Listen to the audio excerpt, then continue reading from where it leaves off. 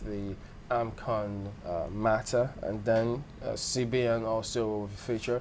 We're joined now by Tilewa Oyefeso, who is a financial analyst and a lawyer. Thank you for coming on this morning. Thank you very much. Well, first and foremost, this comments coming through from AMCON, because you got people asking questions. They don't even actually understand what it is and how they operate and what they should be doing, because some say, look, that 35.5 billion naira where Air Nigeria, the House of Reps has asked the Ministry of CBN to recover those funds. But you got AMCON with Capital Oil. The court, there's a judgment at the moment. AMCON says you've appealed it. And so what should be the case? Because they sent a statement to Channel saying they, in their words, voluntarily vacated the premises. And people ask, wait a minute, how does that come in? Because if the court judgment did not come through, would you have vacated in the first instance? And should you maintain your stay at the premises when there's a court judgment asking you to vacate upon appeal? How does it work?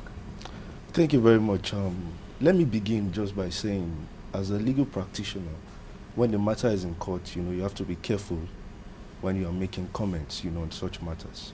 Generally, I see it more of a bigger financial picture that the Assets Management Corporation of Nigeria. Okay. You see, the Assets Management Corporation of Nigeria has been set up to perform certain functions, and that's to recover bad loans, from banks and several institutions, And that is exactly what AMCON is doing. But my major interest and focus this morning is on the statement of the AMCON boss that was aired several days ago on the trillions of funds that have been injected into most of these commercial banks, and the reason AMCON has to come hard on debtors to pay back these loans.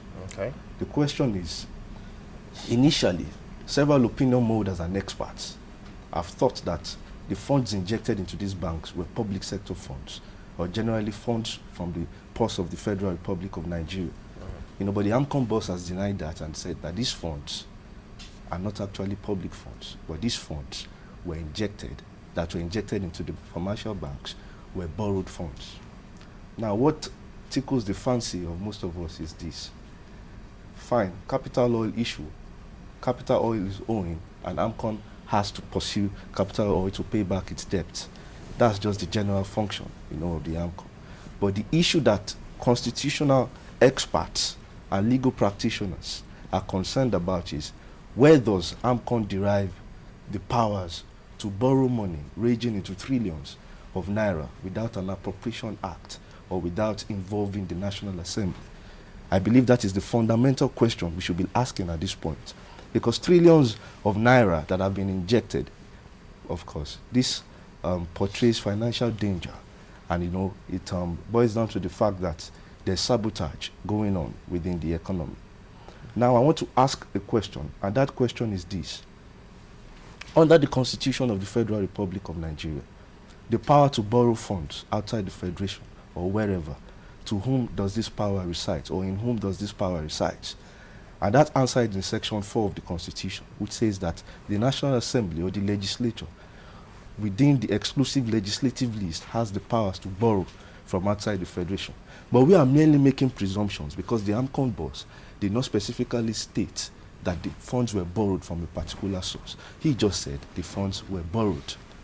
Now, on the issue of Capital Oil, that matter is now raising what I call, in constitutional law parlance, public interest. And public interest litigation has been recognized under our laws. I'm talking about enforcement of fundamental rights procedure rules. This is the area legal pundits and experts are not looking at. Capital Oil has gone to the House of Rep to ventilate its grievances by means of a petition, and a public hearing is ongoing. But I dare to ask today that from the provisions of the enforcement of fundamental rights procedure rules, the courts are encouraged to welcome public interest litigations. Can these issues be subsumed within the purview of fundamental rights litigation? If that were to be the case, how is it supposed to play out? Thank you very much. I want to believe that in the history of the world, particularly if you look at the US economy, corporations and companies have been given the right to free speech based on the Fifth Amendment. And we are talking about authorities like Santa Clara County and Southern Pacific Railway, meaning that a company has the right to free speech and freedom of expression. So if Capital Oil today wants to express its grievance, it is my fundamental view that they can proceed to court based on fundamental rights litigation to enforce its grievance by means, of the right to freedom of expression, which is guaranteed under the Constitution. But experts have argued that the right to freedom of expression is only applicable to human beings in Nigeria and not to companies, pursuant to Section 39 of the Constitution. But I dare challenge that reasoning by virtue of the provisions of the Interpretation Act. The Interpretation Act says that any person could include a natural person and a corporate body. And now Section 318 of the Constitution is to the effect that the Interpretation Act shall apply in construing the provisions of the Constitution. So we can safely argue that a person in law could also mean a corporate body, even within the legal system of Nigeria. So I want to feel that, had it been these issues had gone to the courts under the umbrella of fundamental rights, the courts would have had the power to lift the veil and know what exactly was the detail of the transaction between Capital Oil and whoever that led to the brouhaha that we're experiencing now. And the power of the court to lift the veil is rarely being exercised in the world today. If you look at cases like Adam and Cape Industries PLC. Is that deliberate? Well, on oversight. I would say they are not really deliberate because the issues are always complex. Because before the courts can lift the veil, certain conditions must be in place. And one of such conditions is that there must be a case of fraud, or there are contracts that the court needs to interpret. And in this case, what led to the Capital Oil saga was a contract that Capital Oil entered into with some persons.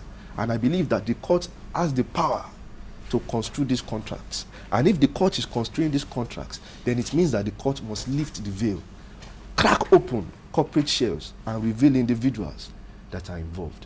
So cases of duress and undue influence may likely ensue. That is my perspective on this issue. In one of your statements, you talked about AMCON's role of chasing debtors. When Chairman was talking, he mentioned Air Nigeria and 35.5 billion that was given to them as bailout, but they seem to have vanished. I mean, vis-a-vis the call for CBN to recover these funds, why is AMCON not going after Air Nigeria? You see, the position I would take with respect to that question still borders on the issue of transparency and accountability. On the part of? On the part of AMCON as a body. AMCON as a body has been set up to perform certain duties that are of public interest. So members of the public have a duty to be aware or to know. So AMCON is not answerable to the government? That is what I'm saying. AMCON is answerable to the government. AMCON is supposed to be answerable to the government based on the laws that are in place. But in practice, that is not so. And this law that I'm talking about, one of these laws that I'm talking about, is the Fiscal Responsibility Act. I'm talking about the Fiscal Responsibility Act that places a duty on all organs of government to be transparent and accountable in the discharge of their duties. But nobody knows who and who AMCON is chasing. AMCON decides to chase this person, chase that person. Who sets the agenda for AMCON? I mean, who decides what AMCON should pursue? Generally, we all know that AMCON operates as a pawn of the central bank, of Nigeria, because the central bank actually initiated the idea to set up AMCON. And AMCON was set up and with an authorized share capital of about 10 billion. And AMCON now is answerable directly to the CBN, which is not supposed to be so, because the CBN also ought to be answerable to the Fiscal Responsibility Commission. And if you look at the Fiscal Responsibility Commission and the Act in itself, particularly Section 41, it specifies the power to borrow. And if you have to borrow, there are conditions that you must fulfill. And one of such conditions is that you must borrow only for capital expenditure. And even if you are borrowing, you must present a cost-benefit analysis, which in this case, the CBN, neither the CBN nor AMCON have come to show that they have done by the statement, of the AMCON in recent times.